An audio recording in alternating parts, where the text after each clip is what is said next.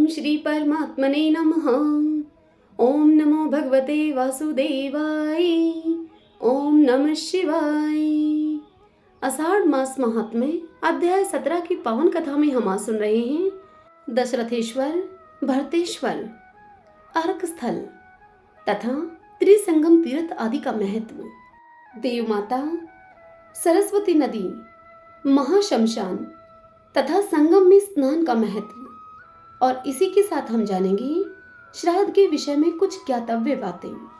इस कथा को सुनाते हुए महादेव जी देवी पार्वती से कहते हैं कि हे पार्वती, तदंतर शाल कटंकटा देवी के समीप जाएं। उनका स्थान सावित्री से दक्षिण तथा रेवंत से पूर्व दिशा में है। वे महान पाप पुंज तथा संपूर्ण दुखों का विनाश करने वाली हैं।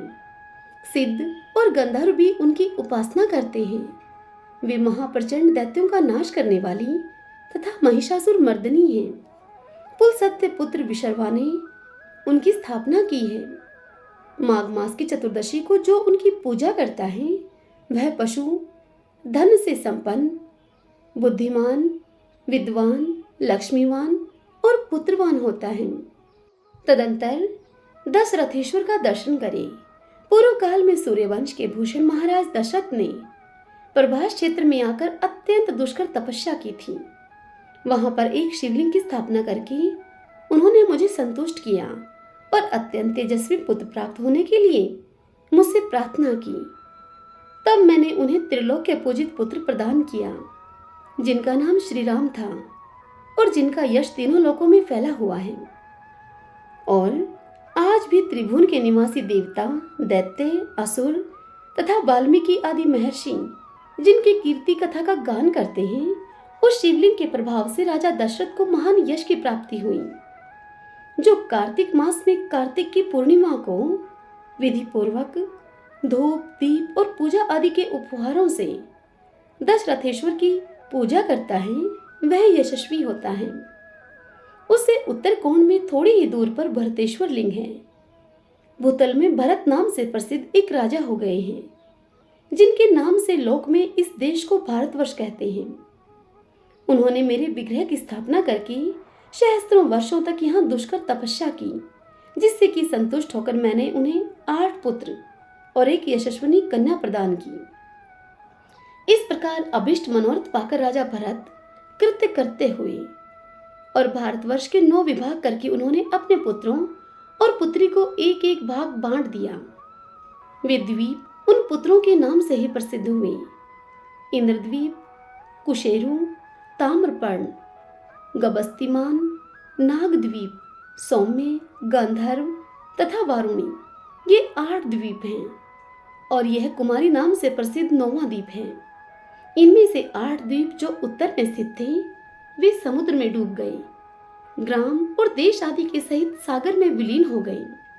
उनमें से यह कुमारी नामक द्वीप ही अवशेष है। यह बिंदुसर से लेकर समुद्र तक दक्षिण से उत्तर तक फैला हुआ है, जिसकी लंबाई 9000 योजन और चौड़ाई 1000 योजन है। हे पार्वती, जो भरतेश्वर लिंग का पूजन करता है वह सब यज्ञों और दानों का फल पाता है। जो कार्तिक मास की पूर्णिमा को कृत्तिका नक्षत्र के योग में भरतेश्वर का दर्शन करता है, वह मनुष्य स्वप्न में भी भयंकर नरक को नहीं देखता है। सावित्री के स्थान से पश्चिम दिशा में एक ही स्थान पर 4 शिवलिंग हैं। उनमें 2 शिवलिंग तो पूर्व में हैं और 2 शिवलिंग पश्चिम में हैं। उन चारों के नाम इस प्रकार हैं: कुशकेश्वर, गर्गेश्वर, पौरुषेश्वर तथा मैत्रेश्वर। जो जितेंद्रिय मनुष्य भक्ति पूर्वक इन चारों लिंगों का दर्शन करता है, वह सब पातकों से मुक्त होकर मेरे परम धाम को जाता है। वैशाख शुक्ला चतुर्दशी को वहां पर स्नान करके ब्राह्मणों की पूजा करें और उन्हें यथाशक्ति वस्त्र दें। सावित्री के पूर्व भाग में गड्ढे के भीतर कुंतीश्वर नाम से प्रसिद्ध एक शिवलिंग है। पूर्व काल में जब पांडव लोग तीर्थ यात्रा के प्रसंग से कुंती के साथ प्रभास क्षेत्र में आए थे, उस समय कुंती देवी ने वहां एक शिवलिंग स्थापित किया, जो कि समस्त पाप भय को दूर करने वाला है। जो मनुष्य कार्तिक की पूर्णिमा को विशेष रूप से कुंतीश्वर का पूजन करता है, वह समस्त कामनाओं से संपन्न होकर शिवलोक में सम्मानित होता है। कुंतीश्वर लिंग के दर्शन से मन, वाणी और क्रिया के द्वारा किए हुए समस्त पाप नष्ट हो जाते हैं। हे पार्वती, वहां से अग्निकोण में समस्त पातकों का नाश करने वाला पुण्य तीर्थ अर्क स्थल है। उसका दर्शन करके मनुष्य 7 जन्मों तक दरिद्र नहीं होता है तथा उसके 18 प्रकार के कुष्ठ नष्ट हो जाते हैं। इसलिए सप्तमी तिथि को त्रिसंगम तीर्थ में स्नान करके पुण्यवान मनुष्य उनका पूजन अवश्य करे। सिद्धेश्वर से दक्षिण भाग में 3 धनुष के अंतर पर मांडवेश्वर लिंग है। जो भी मनुष्य माघ मास की चतुर्दशी को जितेंद्रिय होकर उसकी पूजा करके रात में वहां पर जागरण करता है, वह मनुष्य यमलोक में नहीं जाता। वहीं पर पुष्पदंत ने कठोर तपस्या करके एक शिवलिंग स्थापित किया, जिसका दर्शन करके प्राणी जन्म मृत्यु में संसार बंधन से मुक्त हो जाता है और इहलोक तथा परलोक में मनोवांछित फल प्राप्त करता है। सिद्धेश्वर के पास ही थोड़ी ही दूरी पर पूर्व की ओर क्षेत्रपेश्वर नाम का एक उत्तम लिंग है। शुक्ल पक्ष की पंचमी को उनका दर्शन करने से मनुष्य को कभी सर्प नहीं काटता। सरस्वती, हिरण्या और समुद्र का संगम देवताओं के लिए भी दुर्लभ है। उसका नाम मिश्र तीर्थ है। वहां का जल सब जलों में प्रधान है, इसीलिए वह उत्तम तीर्थ है। सूर्य ग्रहण आने पर उसकी महत्ता कुरुक्षेत्र से भी बढ़ जाती है। उस स्थान पर किया हुआ जप और दान कोटि गुना फल देने वाला होता है। मंकीश से पश्चिम भाग में कृत समर तीर्थ तक 10 करोड़ तीर्थों का निवास है। उसके भीतर रहने वाले कर्मी, कीट, पतंग और स्वपच आदि भी स्वर्गलोक में चले जाते हैं। फिर शुद्ध चित्त वाले पुरुष के लिए तो कहना ही क्या है। कृष्ण पक्ष की चतुर्दशी तिथि को वहां पर स्नान करके जो पितरों का तर्पण करता है, उसके पितर तब तक तृप्त रहते हैं जब तक कि आकाश में सूर्य, चंद्रमा और नक्षत्र प्रकाशित रहते हैं। हे देवी, यह त्रिसंगम तीर्थ बड़े बड़े पातकों का नाश करने वाला है। त्रिसंगम के पास ही मंकीश्वर लिंग है। प्राचीन काल में तपस्वियों में श्रेष्ठ मंकी नाम के एक महर्षि हो गए हैं। उन्होंने मेरे विग्रह की स्थापना करके 10,000 से कुछ अधिक वर्षों तक यहाँ पर रहकर घोर तपस्या की थी। इससे संतुष्ट होकर मैंने उन्हें वरदान दिया। तभी से उस शिवलिंग का मंकीश्वर नाम प्रसिद्ध हुआ। जो माघ मास की त्रयोदशी और चतुर्दशी तिथियों को पंचो उपचार से मंकीश्वर का पूजन करता है, वह मनुष्य मनोवांछित फल पाता है। हे पार्वती, मंकीश्वर से नृत्य कोण में देव माता का स्थान है। वे गौरी रूप धारण करके वहां पर रहती हैं। सरस्वती देवी का ही नाम वहां देव माता है। उन्होंने बड़वा नल से देवताओं की माता के समान रक्षा की थी, इसीलिए उन्हें देव माता कहते हैं। जो पतिव्रता स्त्री अथवा पुरुष माघ मास की तृतीया को उनकी पूजा करते हैं, वे सब अभिष्ट फलों को प्राप्त कर लेते हैं। जो वहां शर्करा युक्त खीर आदि से ब्राह्मण दंपति को भोजन कराते हैं, वे 1 सहस्त्र गौरी कन्याओं को भोजन देने का फल पाते हैं। नगरादित्य से पूर्व दिशा में मित्रवन के भीतर जहां बलभद्र जी ने शरीर छोड़ा है, वह स्थान शेष स्थान कहलाता है। उसी को नाग स्थान भी कहते हैं। जो पुरुष त्रिसंगम तीर्थ में स्नान करके पंचमी को निराहार रहकर नाग स्थान की पूजा करता है तथा श्राद्ध करके ब्राह्मणों को यथाशक्ति दक्षिणा देता है, वह मनुष्य सब पापों से मुक्त होकर मेरे लोक में जाता है। नाग स्थान से पश्चिम दिशा में प्रभास पंचक नामक स्थान है, जो कि परम पुण्य में आदि तीर्थ है। उसके पश्चिम भाग में प्रभास क्षेत्र है। उससे दक्षिण भाग में वृद्ध प्रभास है। उससे दक्षिण जल प्रभास है। उससे दक्षिण महाप्रभास है। तदंतर कृतस्मर प्रभास है, जहां शमशान भैरव है। जो मनुष्य भक्ति पूर्वक इन 5 प्रभासों का दर्शन करता है, वह जरा मृत्यु से रहित होकर परम पद को प्राप्त होता है। प्रभास तीनों लोकों में विख्यात आदि तीर्थ है। वह देवताओं के लिए भी दुर्लभ तथा महापातकों का नाशक है। प्रभाष में अमावस्या को एक रात व्रत रखने वाला पुरुष सभी पातकों से मुक्त होकर शिवलोक में जाता है। पुष्कर में स्नान करने से 7 जन्मों का पाप नष्ट हो जाता है। आदि प्रभाष के आगे 3 धनुष की दूरी पर रुद्रेश्वर लिंग स्थापित है, जहां मुझे रुद्र ने ध्यान लगाकर अपने तेज को स्थापित किया है। उसका दर्शन और पूजन करके मनुष्य सब मनोवांछित फलों को प्राप्त कर लेता है। हे पार्वती, कृत समर से लगाकर मंकीश्वर तक महाशमशान है, जो पुनर्जन्म का निवारण करने वाला है। उस स्थान पर मरे हुए जीव के शरीर का दाह करना चाहिए। वह कर्म बीज के लिए उसर क्षेत्र कहा गया है। वह मुझे सदा अत्यंत प्रिय है। मैं कल्पांत में भी उसका त्याग नहीं करता। मेरे लिए वह अविमुक्त क्षेत्र से भी अधिक प्रिय है। सरस्वती का जल स्वतः पवित्र है। उसमें जहां कहीं भी स्नान किया जा सकता है, किंतु सरस्वती और समुद्र का संगम तो देवताओं के लिए भी दुर्लभ है। सब नदियों में सरस्वती नदी ही पुण्यदायिनी तथा समस्त लोगों को सुख देने वाली है। सरस्वती को पाकर स्वर्गलोक में पहुंचे हुए मनुष्य सदा के लिए शोक मुक्त हो जाते हैं। सरस्वती का पावन जल पुण्य आत्माओं को ही प्राप्त होता है। हे देवी, वैशाख की पूर्णिमा तथा चंद्र ग्रहण के अवसर पर, इन दोनों अवसरों पर तो वह तीनों लोगों के लिए भी दुर्लभ है। यदि सोमवती अमावस्या को वहां स्नान का सुयोग्य मिल जाए तो 100 कोटि परों से क्या प्रयोजन है। मनुष्य की हड्डी जब तक सरस्वती के जल में रहती है, उतने ही सहस्त्र वर्षों तक वह मेरे लोक में सम्मानित होता है। जो समर्थ होकर भी प्रभास तीर्थ में सरस्वती का दर्शन नहीं करते, उन्हें जन्म के अंधों और पंगुओं के समान जानना चाहिए। हे पार्वती, वे देश, वे तीर्थ, वे आश्रम तथा वे पर्वत धन्य हैं, जिनके बीच से होकर सरिताओं में श्रेष्ठ सरस्वती नदी निकलती हैं। जो त्रिभुवन को पवित्र करने वाली पुण्यदायिनी सरस्वती की शरण ले चुके हैं, वे मनुष्य संसार रूपी कीचड़ की दुर्गंध फिर नहीं सूंघते। प्रभास तीर्थ में सरस्वती नदी स्वर्ग की सीढ़ी है। सरस्वती के दर्शन से मनुष्य राष्ट्रीय यज्ञ का फल पाता है। सरस्वती से बढ़कर दूसरा कोई तीर्थ न हुआ है और नहीं होगा।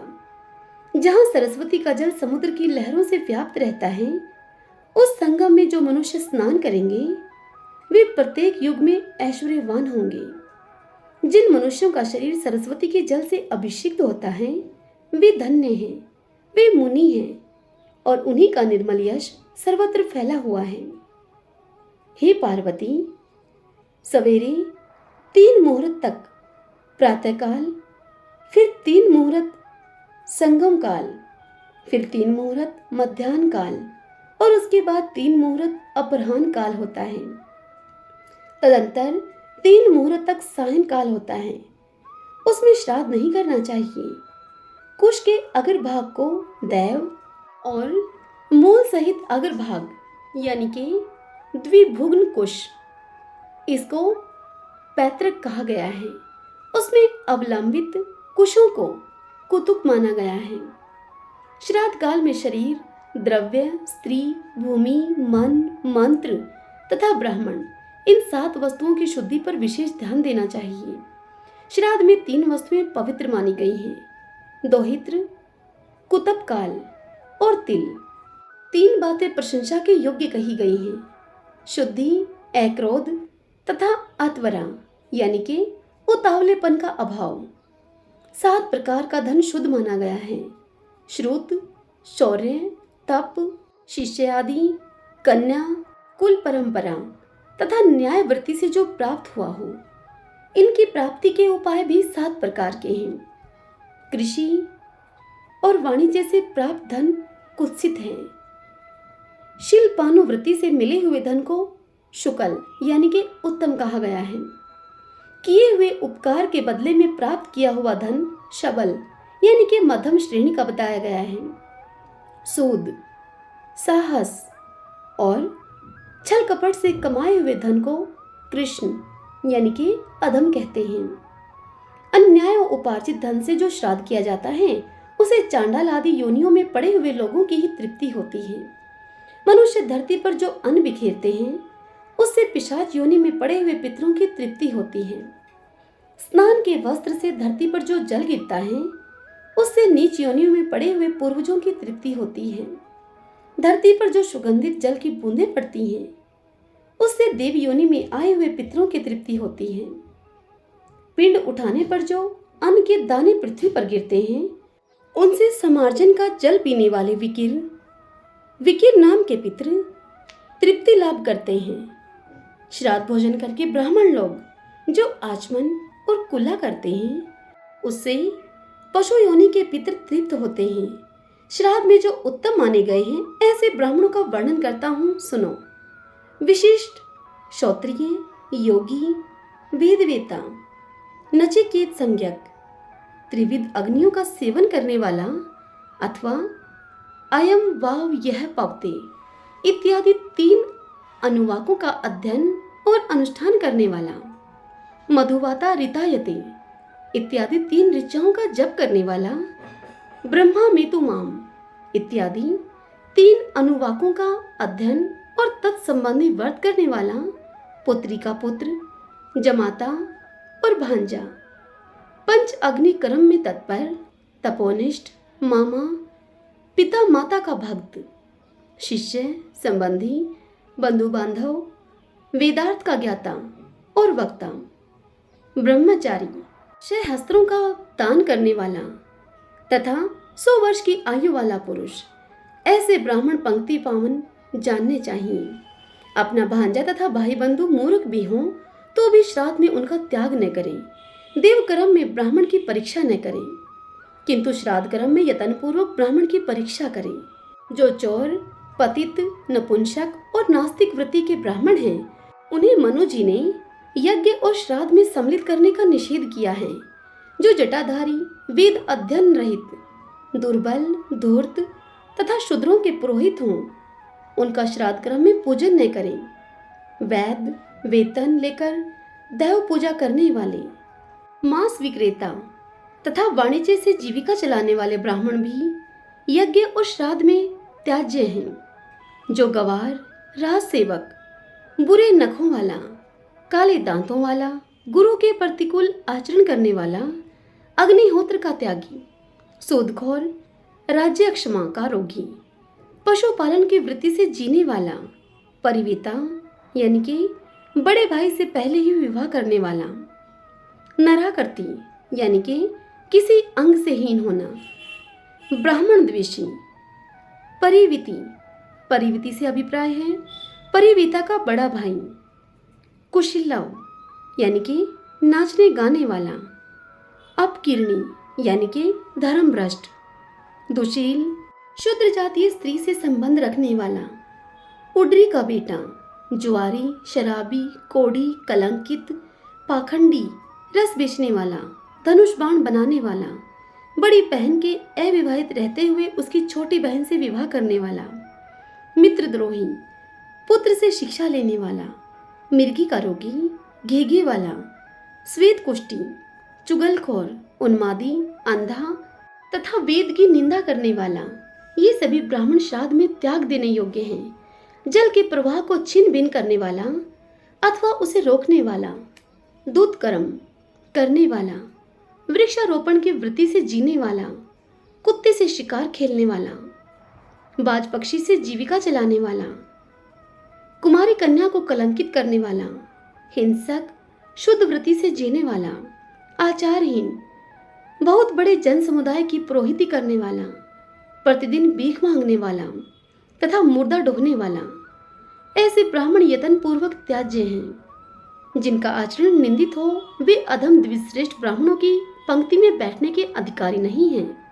अतः विद्वान ब्राह्मण देव कार्य और पितर कार्य दोनों में पूर्वोक्त ब्राह्मणों को सम्मिलित न करें। प्रत्येक मास में अमावस्या आने पर श्राद्ध करना चाहिए। अष्टमी तिथि, सूर्य ग्रहण, चंद्र ग्रहण, विषुव योग, अयनारंभ के दिन तथा सामान्यतः सूर्य की प्रत्येक संक्रांति के दिन श्राद्ध करना चाहिए। कृष्ण पक्ष में आद्रा, मघा, रोहिणी आदि नक्षत्रों में श्राद्ध के योग्य द्रव्य और ब्राह्मण का संयोग प्राप्त होने पर तथा गजज छाया, व्यतिपात, भद्रा और वैधृति योग में भी श्राद्ध करना चाहिए। वैशाख की तृतीया, कार्तिक शुक्ला नवमी, माघ की पूर्णिमा और भाद्रपद कृष्णा त्रयोदशी ये युगादि तिथियां मानी गई हैं। माघ मास की सप्तमी को भगवान सूर्य पहले पहल रथ पर आरूढ़ हुए, इसीलिए उसे रथ सप्तमी कहते हैं। आश्विन शुक्ला नवमी, कार्तिक की द्वादशी, चैत्र और भादो की तृतीया, फागुन की अमावस्या, पौष की एकादशी, आषाढ़ की दशमी, माघ की सप्तमी, श्रावण की कृष्णाष्टमी, आषाढ़, कार्तिक, फागुन, चैत्र और जेठ की पूर्णिमाएं ये मनवंतर की आदि तिथियां हैं, जो कि दान के पुण्य को अक्षय करने वाली हैं। मनवंतर आदि तिथि में 12 प्रकार के श्राद्ध करने चाहिए। नित्य, नैमित्तिक, काम्य, वृद्धि श्राद्ध, सहपिंडन श्राद्ध, पावण श्राद्ध, गोष्ठ श्राद्ध, शुद्धि श्राद्ध, कर्मांग श्राद्ध, दैविक श्राद्ध, शयाह श्राद्ध और तुष्टि श्राद्ध। इन सब में सांवत्सरिक श्राद्ध श्रेष्ठ माना गया है। प्रतिदिन किए जाने वाले श्राद्ध को नित्य श्राद्ध कहते हैं। उसमें विश्वदेव की पूजा नहीं की जाती। यदि अन्न से श्राद्ध करने की शक्ति न हो तो केवल जल से भी नित्य श्राद्ध किया जाता है। एकोदिष्ट श्राद्ध का नाम नैमित्तिक श्राद्ध है। अभिष्ट वस्तु की सिद्धि के लिए कामना रखकर जो श्राद्ध किया जाता है उसे काम्य श्राद्ध कहते हैं। विवाह आदि उत्सवों के अवसर पर जो श्राद्ध किया जाता है वह वृद्धि श्राद्ध कहलाता है। ये समाना इत्यादि 2 मंत्रों के द्वारा किए जाने वाले श्राद्ध को सहपिंडन कहते हैं। अमावस्या आदि पर्वों पर किए जाने वाले श्राद्ध को पावण कहते हैं। गौशाला में जो श्राद्ध किया जाता है वह गोष्ठ श्राद्ध कहते हैं। पाप शुद्धि के लिए जो श्राद्ध किया जाता है उसे शुद्धि श्राद्ध कहते हैं। गर्भाधान, सोमयाग, सीमंतोन्नयन तथा पुष्पन आदि में जो श्राद्ध किया जाता है वह कर्मांग श्राद्ध है। देवता के उद्देश्य से किए जाने वाले श्राद्ध को दैविक श्राद्ध कहते हैं। जो देशांतर में चला जाए उसकी तुष्टि के लिए घी से श्राद्ध करना चाहिए, इसे तुष्टि श्राद्ध कहते हैं। 12 महीने में जो श्राद्ध किया जाता है उसे श्याह है अथवा सावंतरिक श्राद्ध कहते हैं। जो वर्ष के अंत में श्याह के दिन पिता और माता का आदर पूर्वक श्राद्ध नहीं करते उनकी की हुई पूजा को मैं नहीं ग्रहण करता। जो मनुष्य पिता की श्याह तिथि को ठीक ठीक नहीं जानता हो उसे माघ अथवा मार्गशीर्ष की अमावस्या को सांवत्सरिक श्राद्ध करना चाहिए। हरि ओम तत्सत। ओम नमो भगवते वासुदेवाय। ओम नमः शिवाय। भक्तजनों, आज की यह कथा यही समाप्त हुई। इससे आगे कल की कथा में हम सुनेंगे श्राद्ध की विधि। यदि आपको यह कथाएं पसंद आएं तो इन वीडियोस को आप लाइक करें और कमेंट बॉक्स में ओम नमो भगवते वासुदेवाय लिखें। हरे कृष्णा।